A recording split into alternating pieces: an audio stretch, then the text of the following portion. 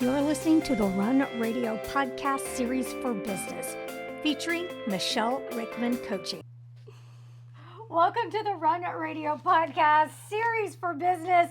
I'm Trina Wilcox, and this is Michele Rickman, and we're not, studio quality, so we're trying to figure out if we talk to each other, if we look at you. So we're going to go back and forth and just include you in the conversation because that seems like the thing to do. Right, precisely. So, you're a style coach, and we'll get into that more. So this should be something in your series. It should be something in my series. Well, because it's a podcast, but we're also visually recording the podcast. It's like the rules change, and they're all over the place. It's all blurry. So we're just going to make it up. Because I think there's probably not really a right or wrong way to do it. So I'm sure whichever way I learn, I'll be told the next week in some newsletter that it's the other way. Somebody else will say, today we're doing it like this. That's just like my health and wellness newsletters, my nutrition, I think I have solid.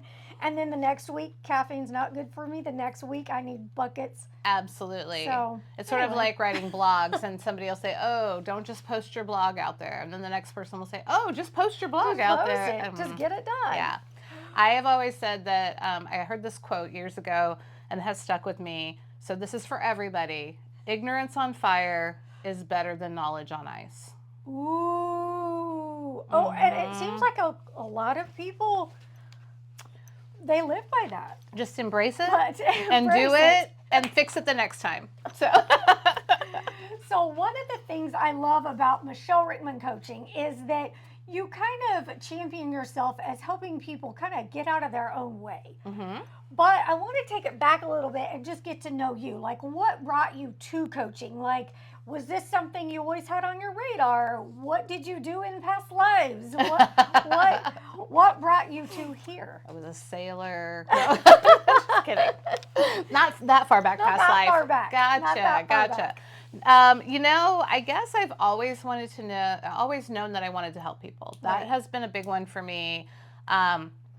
I think it just came natural to me. I was always the kid who wanted to collect something to help somebody in need, things like that. And then when I was in high school, I actually discovered that a lot of people came to me for tutoring. So I was a tutor for a lot of different students my junior and senior year.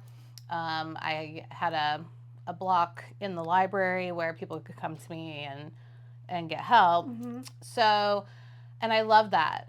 But I realized what I loved about it was seeing somebody feel empowered. Yes.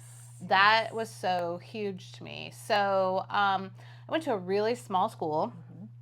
Mm-hmm. I graduated with 54 kids. And we were the biggest graduating class in a long time. So very small school in Southeast Missouri. Yay, West County Bulldogs. Yeah. I knew everybody in school, and I love to be able to help people feel successful. So English tutoring, history tutoring, things like that. I was on the yearbook staff, and because we were a small school, though, we did not have a lot of the academic offerings for extracurriculars. Yeah. We had foreign language club and things like that. But my junior year, we had an English teacher who had a theater background, and she had a theater class, and I was unable to take it. But was one of those kids my whole life growing up. I want to be a singer. I want to be an actor. I want to be in theater. And then I go to a school that doesn't have that. But my junior year, I couldn't take it because my schedule was so full. Okay. So excited that my senior year, I was going to get to take Mrs. Barron's theater class. Yeah. And she quit. She moved to a different school. I don't even remember exactly. Like, here comes Michele. Maybe she had a baby. I really don't remember the circumstances, but that was her last year. And they were unable to find a new English teacher who had a theater background. Yeah. So we did have a new English teacher, and she did agree to be the theater advisor teacher. Mm-hmm. But it was different because all the kids who had the other teacher the year before had actually had theater class. And they had done a play and all of those things. And so I wanted to do that too. And so the class, this still makes me laugh. The show that they chose to do that year was The Wizard of Oz. So, but not the musical version. There is a play that is not the musical version that's actually based on the book. So they didn't want anybody singing? We just, to do a musical is huge. Okay. And that would have brought in the music department. And I see. Okay. Yeah. Okay. So that was a lot. So we did the play. Yeah. And, well, first of all, can you guess what part I got? I did get a part in the play. It was a big part, but Glinda the Good Witch. no, not Glinda. The Auntie M. Nope. No. I wasn't the witch. I was not the witch. Nope. I was the Cowardly Lion. Oh! I was. And it was so fun. I was so excited to have that part. I love that part. He's one of my favorite characters in the show. And it's, it's a lot of physical comedy, a lot of verbal comedy with him. And so I was that. I thought it was a really big undertaking that we were doing, considering that we had a theater sponsor who had no theater background. Sure. But what did I know? Because I didn't have any theater background either. However, we started doing the show, and instinctively, I just knew what things should look like and how to do it, and could help everybody figure out bumps in the road. And I actually ended up helping her direct that show. Oh, wow, cool. Yeah. And so that kind of opened a whole new world for me. And in my junior year, I had decided I wanted to be a teacher. I knew that. Okay. Because I loved the feeling I got when I saw those people reach their goals, understanding something, getting it. Yes. And so I knew that teaching was the way I wanted to go. But I thought I'd be an English teacher. And so we had a community college in our area that had a huge theater department, community theater department. And I'd been there to see shows, that kind of thing. So one of my friends who was in the play with me was also a dancer. And she had done summer theater there and was auditioning. This show was her audition to get a theater scholarship there. And so the director was coming. She was making a big deal about it. Obviously, I wanted things to be good for her so she could get the scholarship. And when the show was over, Dr. G. Richard Renee, most amazing man, most amazing man. He was about your height and very, not very tall is what you say. Very diminutive man. Came over and introduced himself and asked me about the show, and that I guess the teacher had told him that I'd had a big part in helping block it and everything. And he asked me if I would be interested in an academic theater scholarship. It was new that year. And he was looking for someone who could be his assistant to the director. That's gonna feel really good. It was. I was blown away by it. And so the next day I went to the counseling office and said I didn't even know this was a thing. And she said I didn't know it was a thing either. Or he did. Our counselor was a man. And so I filled in everything and I got that scholarship. Nice. And that was the opening to really everything I am now. How so? Well, I didn't know that, first of all, that this job even existed, that you could be that assistant to the director, assistant director. But Dr. Renee just had this way of identifying people and what they were really good at. And so he brought me in to be his assistant, taking theater classes, taking my English classes. So I did end up graduating with an Associate of Arts in English with an emphasis in theater. And he just had so much trust in me that I didn't even realize that's what he was doing. But he was asking me questions about, well, if we do this, this, and this, how does that look to you? Yeah. And we did a play in the fall and a musical in the spring. And it was time for the spring musical my freshman year. And so it was community theater. So theater where adults, were coming from all over the community, and we were doing Sound of Music. And the two leads in that were people that I recognized from the community. It was a music teacher and somebody else, and they were absolutely amazingly incredible. And then we had all of this talent because, one of the nuns had been a Broadway actor. Wow. All of these things from this community. And we were midway into blocking the scenes and everything, and unfortunately Dr. Renee's mother passed away, and he had to go to New Hampshire. Yeah. So I was the one kind of in charge of getting the schedule together and getting it out to everybody. And I said, what do we need to do? And he said, what do you mean? I said, well, you're leaving. So do I need to, are one of the people in the show going to take over directing? What needs to happen here? And he looked at me and he said, darling, you're going to do it. Ooh. What? Just kind of like, I'm going to do what? And he said, you know what we're doing. You know the vision. You're going to finish blocking these scenes. I'll be gone for the week. I'll be back. If we need to change anything, we'll just change it. Yeah. Okay, I'm a freshman in college, and now I'm directing scenes and blocking scenes with these people who are, some of the people are my parents' age. But Dr. Renee had faith in me, and I did it. And he came back, and he didn't change anything. Oh, cool. Yes. Yeah. What Absolutely. a compliment. It was huge. It was huge. I had never, in high school, I wasn't the athletic kid. I can do physical athletics like skiing or skating or things like that. But if it requires a ball and something that you have to hit it with or put it in, not my thing.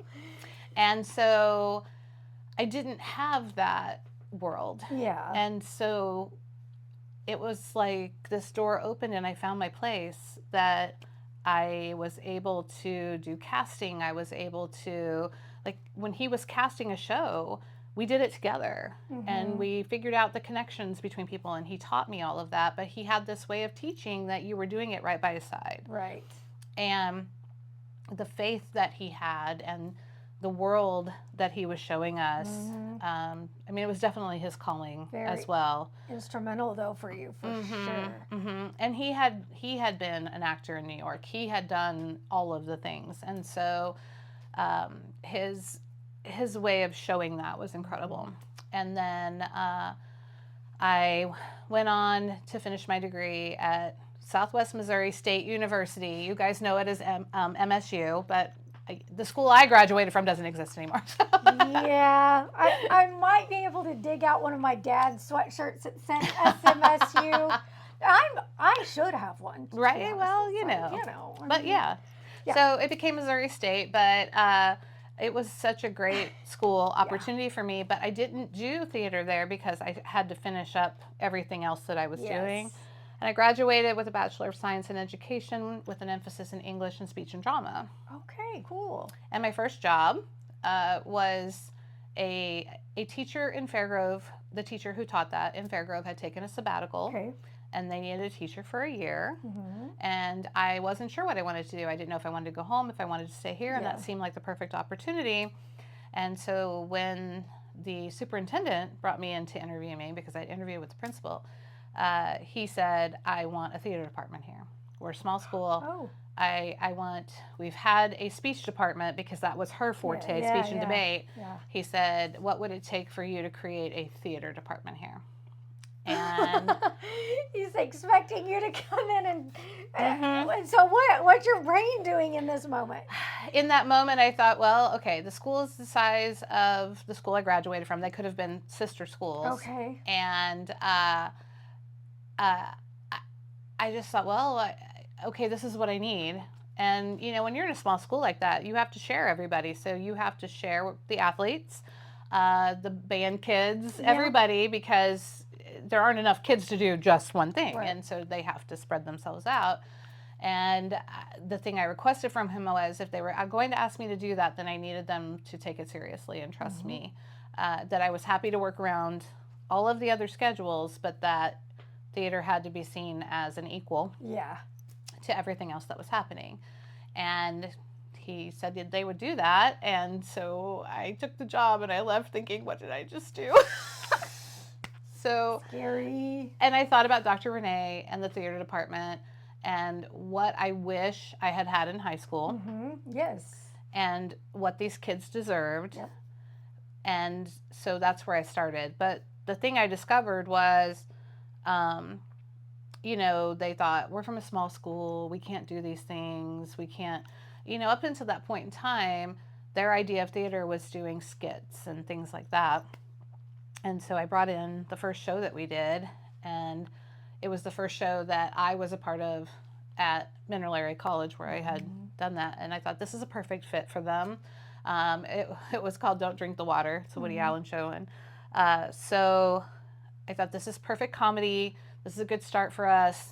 And I realized that people just hadn't told them how much they could dream outside of athletics and things. Not that that's fine. It's a fit for some kids, but there are some kids that just doesn't fit. And so I did that. Turns out the teacher didn't come back. And in March of that year, she was coming back. Yeah. And in early May, she contacted and said she wasn't. So they came and said, please tell us you didn't take another job. And I hadn't yet.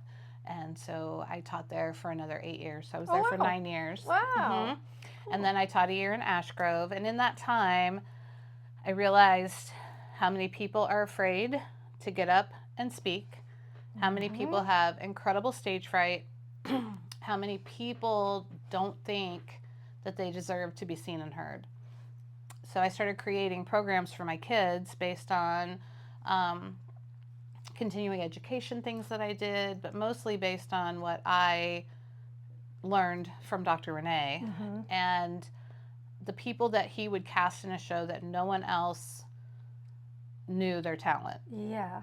You know, and the people that he lifted up, including me, and I wanted to do that for other people. So that's what I did, and I created ways for them to gain that self-esteem, feel that. And I actually have a student that I'm friends with now who had horrible stage fright. She was the girl in high school who did all the things. She did all the things. She was president of every club, and she was a straight A student. Walked into my public speaking class and told me that she'd just take her up because she was terrified to get up and speak in front of people. And I helped her work through that. She became one of my best competitors at speech tournaments and individual events. And she actually now is a singer and a voiceover artist and a public speaker. So good. Yeah. Yes. So and that was, I just slide the trash can over. She'd be sick, and then we'd do her thing. And she would get sick. She would get so stressed out, and that's when I started really wanting to understand the fear and what was causing it, and the physical side of that, and to help people understand it and how we can overcome that. Yeah. So then I started creating a program for my kids to help them with that, and it became a part of the class. So 8 years you were there.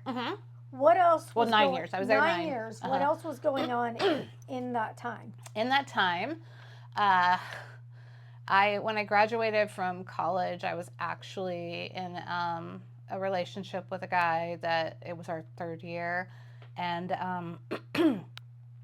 he was an abuser. Oh. Yeah.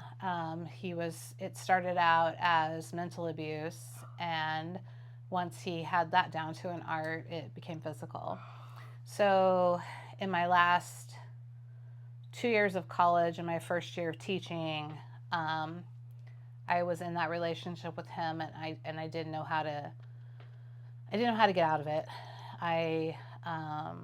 It was the first thing I ever really rebelled about, that I was going to date this guy, and so I didn't want people to know. I didn't want anybody to know what was going on. So that whole first year that I was being successful with my students, I was hiding what was happening in my life outside of that. When you're being, you have so much confidence to teach and to pour all of that into them, what What was going through your mind in the relationship side of it? Did you think maybe you were going to change him too? That's how it all started. Yeah. I really, and he used that. It was, here you have this amazingly wonderful life and my life sucks. That was his view on things. And when I'm with you, I feel like a better person. And so that's how it all started.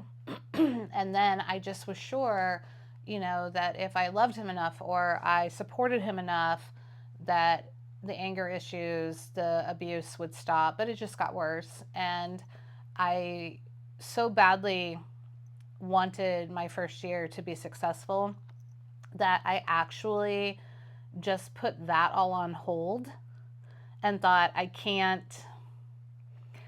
do both of these things. Address it and get, So I'm already used to this, which is really sad, now that I think back on it, that I was coming back to my apartment and he didn't live with me, but he was just there all the time. And, that I was coming back to my apartment and in a slow way, though, he did manipulate the situation to where he was living with my roommate and I.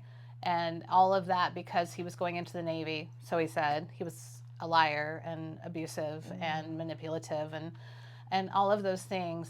And what really got me, my brain wrapped around of getting out of it, was feeling so successful helping these kids that I felt that was my calling because I was watching these students shine, kids who maybe hadn't had something before or didn't know they could be good at multiple things. And my students that year were so amazing.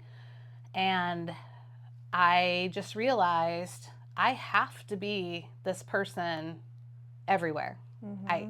I don't have to take this. Hindsight's 2020. I think of the number of times that I should have called the police, that I should have told my parents, but I was embarrassed. And that's a big thing that abusers use over you is the shame version of things. And so I got rid of him. I told him that we were going home to see a show. And it was the only thing I could think to do. Yeah. And, a friend of ours was in a show back at the community theater where we met. And they all knew him, too. And they didn't know that side of him. And I was hiding all of it really well. And I took him to his mother's house. And he said, it's time to go to the show. And I said, yeah, but I'm not going with you. Because it got so bad one night that I thought he was going to kill me. And yeah, I mean, you had to protect yourself. Yes. And it sounds like that was a very smart thing to do. I'm not. Right. I mean, you can't, I always tell people all the time, it's really easy when you're on the outside looking in to say, well, you should have left or you should have gotten out. But when you're in it, the path is not that clear. No. And it's very scary. And fortunately, I wasn't married to him. We didn't have kids.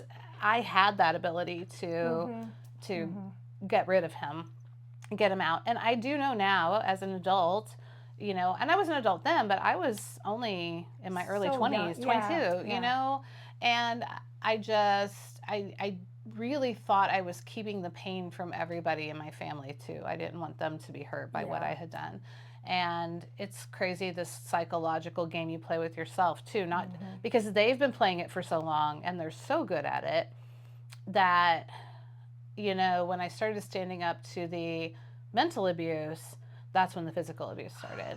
And that's a really hard thing to come out and tell people that that's happening to you.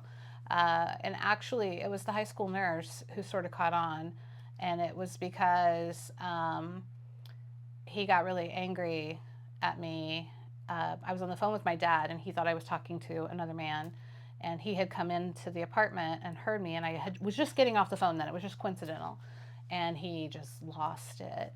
And I told him to get out, and he said, make me. And he came at me, and he was hitting my head. He was hitting my head on the wood frame of the couch, and I knew that this is really bad. It was starting to, things get black. But, back in the day we had those princess phones, Yeah. the ones that are attached to the wall. Some of you may not know what that is. But he picked it up with his hand, and he was going to hit me in the face with it. And I said, you got to stop. I mean, I was seeing stars, and I said, you've got to stop. You're going to kill me. If you hit me with that, you're going to kill me. And he stopped. For himself, obviously. Oh my gosh. Yeah. And I went to school the next day because it was affecting my job. I did call in a few times after he'd done stuff like that. But this time I went to school not even thinking that I probably had a concussion. I just wasn't thinking that. And throughout the day, I just started dizzy and spots. And I went to the nurse's office. And like all abused people, I made up this story about how it happened and that I slipped on the stairs and hit my head on the banister. How do you even come up with these things? I don't know. And why are you protecting that person? Like, I look back on that now. But she said, wow, this is bad. And I'm going to send you home this afternoon with these things. And I'm pretty sure you have a concussion. And she, as I was leaving the room, she said, I think you need to stay away from that banister because the next time that it jumps up and hits you. She knew. Yeah. She knew. And I knew then. And that's when I thought, who am I? What am I doing here? I'm empowering these kids to be seen and heard, and I'm afraid to be seen and heard. Yeah. And so I did. I kicked him out, and I got counseling, and that summer, so not very many months later, I met the most amazing man, my husband. And and he was a part of that healing journey, but he was just such a good human. And I found myself telling him all about it one night, just sitting there talking. And there was no judgment. There was no any of those things. And so my healing journey began before that. And I just really jumped into that because I wanted to go back to school that next year and really be the person who was standing up in front of those kids. Right. And empowering them to be seen and heard. And that was obviously, if I could change it, I would, but it also is what made me who I am. Yeah. It also allowed me to see that I can actually really hear people, and that I'm very empathic to people's needs and emotions and things like that, and that can be an amazing blessing. But I also learned how to not let people use it against me. So I think it made me a better teacher for those students. It made me a better person. Obviously, it was the path I walked to find my husband, and we were married for 31 years. So so that's how I started in my world. Wow. Yeah. And for people that don't know, you would still be married. Unfortunately, he lost his life last been a year now. It's been over a year. It was April of 23. Yeah. So, which has been another obstacle for you to test that resilience. Yeah. And it's been challenging. It has been challenging. It has. So I guess going back in time, in my last year of teaching, I had my son. Yeah. And we were married 6 years before he came along, and I had a little struggle with infertility, and then all of a sudden I have this amazing little human. And I really thought I'd be that teacher who'd just go take the pack and play and head up to the theater. And then he was so dang cute. I just wanted to spend all my time with him. So I wanted to find a way that I could have my cake and eat it too. And so I decided I wanted to work from home. Yeah. And I fell into the world of direct sales. And my husband was my biggest cheerleader in all of that. He saw me, and he just said, you'll thrive at this. And I did. I went into it kicking and screaming, but I came out of it a different, changed person. And I think it's that journey that you have when you're actually a partner in something. And we had our 2 girls shortly after that. And I always joke and say if I wanted to go back to teaching, I couldn't afford it because daycare was too expensive. Yeah. So I had to figure out how to keep our lifestyle where we wanted it. So he was extremely supportive of that. I became a regional vice president for the first company that I worked for, and then I was a senior division manager for the second company, which is the same level. And everything about that, the part that I loved about it was not the sales. Obviously, I loved the products or I wouldn't work for the company. But it was just a different way for me to empower people to be seen and heard. Yeah. It really was. I was taking these people who were so afraid to get up and talk and helping them find a career or extra income for their family or just an outlet for them.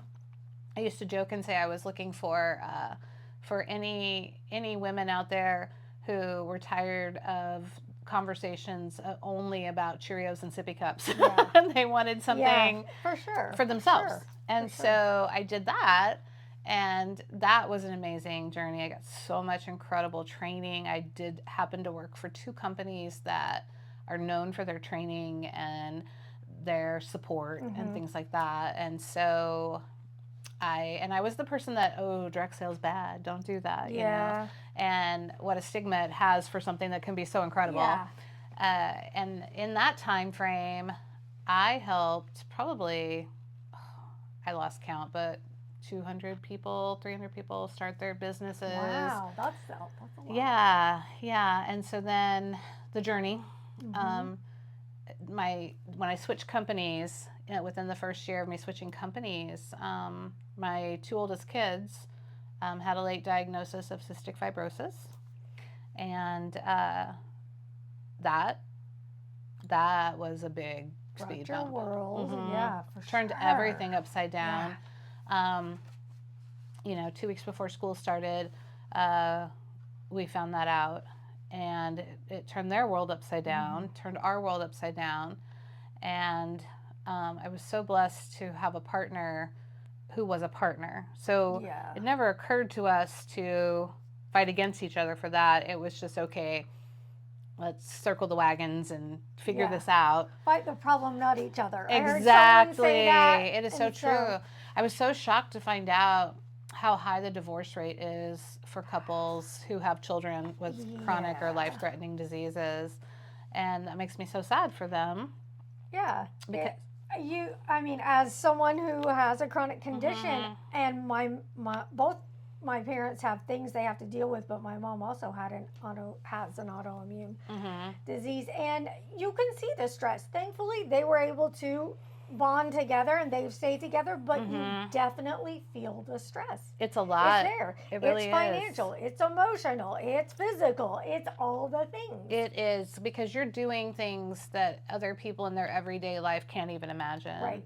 And we were so fortunate to be able to share that with each other and balance everything out. And so, I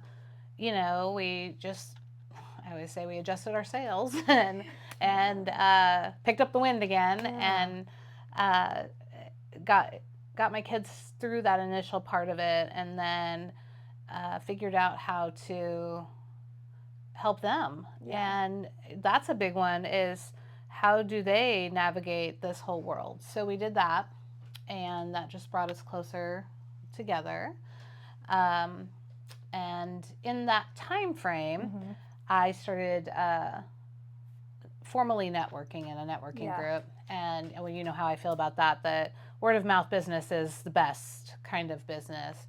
And when I switched companies, I switched products. And so I needed new clients because they weren't the same. Right. They weren't all the same clients. And I had a dear friend who had been networking in town in an official networking group. And I sat down and talked with her. And she said, networking is not what you think. Networking is a little bit like direct sales. People have this idea of what it is. Yes. And so I started networking and building my business. And it was then that the coaching idea came to me. I found myself in a room of business people as everybody's going around and introducing themselves, discovering the struggle that they were having to talk about their business. Yeah, you think we wouldn't know, but we all get that, even the nerves. Mm-hmm. You know, Mm-hmm. I've talked for a living, and I still get nervous when we go around and do that. I'm like, oh wait, am I ready today? Am I in the mood for it today? My head's somewhere else. Right. Am I sharp? Am I tired? Do I, you know? And I do that too. But I think I realized for me it was that talking about what I do was so important to me that I figured that out, but it wasn't so obvious to me that other people didn't have that ability or the opportunity to. And as we would go around the room for weeks, I would think to myself, boy, if that person were on my team, I'd coach them to do it this way. Wow, I could really show her how to get over that. Or I would have a one-to-one business meeting with people and realize they really knew their business, but they weren't really telling anybody that. Yeah. Here they knew the nuts and bolts of their business in and out, but they didn't know how to talk about their expertise and value. And I had started working with a business coach at that point because I had some pretty big goals and dreams that I was trying to hit. And at one of our meetings, I said to her, what if I said that I thought I wanted to coach people outside of my team? That I would like to be maybe a presentation coach. And she said, wow, it's about time. I was wondering how long it was going to take you to get there. Yes. Right in front of you. Like, why didn't you tell me sooner? Wow. She goes, I knew this was your calling. You just had to, you were limiting yourself thinking that it was you could only share it about this product. Right. And she said, but you have a gift for hearing what people are trying to say. And you've already created these programs that you're using with your team. Right. And yes, you could help other people. And I started doing a lot of research. She kind of put me on the path. I didn't know what that looked like or how that even, I'd always worked for somebody else in some way, shape, or form. And so I started doing some research, and what I discovered, which is, I don't know, it's good for me, it's kind of sad in the world, is that really nobody teaches anyone how to talk about their business. They teach them how to talk about their products or services within the business. Yeah. But they don't really, and it doesn't matter what level of degree you have or whether you've been to a type of trade school. As a matter of fact, I think in the trades it's missing even more. So, you know, for example, someone will go to cosmetology school and they'll learn everything there is to learn about their craft, but nobody tells them, then they tell them, take this out there and sell yourself. And if you're me and you can talk to a wall, you can do that. Yeah. But the average person doesn't know how to do that. Yeah. Or the company gives them a script and says, here, take it and make it yours. What does that even mean? Insert name. Right, You know, exactly. So you sound like a telemarketer, just, you know. Right. And so when I learned that, I sat down again with my business coach and my husband, and we sort of fleshed that out, what that would look like. How would I help people? And I realized that I was already doing it. So that was the funny thing, is I was already giving it away to people, which was is great. kind of neat because you knew. I You knew. knew this was it. And I think that can be hard for other people too, but we will get into all of that more. Yeah. And so I started 4D, style and presentation coaching, leading that to the fourth, that's your fourth dimension. You know, we're three-dimensional people, but your fourth dimension is your persona. And then through networking, I grew and started really honing in on that niche, and that has all changed to Michele Rickman Coaching, and I'm a confidence and presentation coach. And in that process, my husband passed away. Yeah. I think other than becoming a parent and being responsible for 3 little humans, that's probably been the most challenging thing I've had happen. Yeah. That's been a big one. He was my rock, he was my cheerleader, he was my friend, he was my partner in everything that we were doing. And it was completely unexpected. Yeah. So, he came home from work and went out to do his thing on a Friday, mow the grass, and had a heart attack. Yeah. You're just going along. You wake up that morning, go through the routine thinking it's a regular day. It's just a regular day. I'd had meetings that day. He'd had meetings that day. He came home early to get the grass mowed and to go out to dinner. Oh. And and I will say this. I know now, when something like that happens, spouse, child, family member, somebody you love, you really spend about the first 6 months of that in shock, and you're on autopilot. I was going to say, like, just going through motions, just trying to keep yourself and everybody around you alive. Exactly. But feeling it and processing it has to be a process. Yes. Oh, absolutely. And still is. Yeah, I've heard all of these things, but until you're walking through it, grief is not cyclical. And grief is not linear. It's cyclical. Yeah. And you keep coming back to things, and it's little things that trigger that. And I did think about quitting my business. I thought about just putting that aside. I wanted to run away. I wanted to curl up in a ball.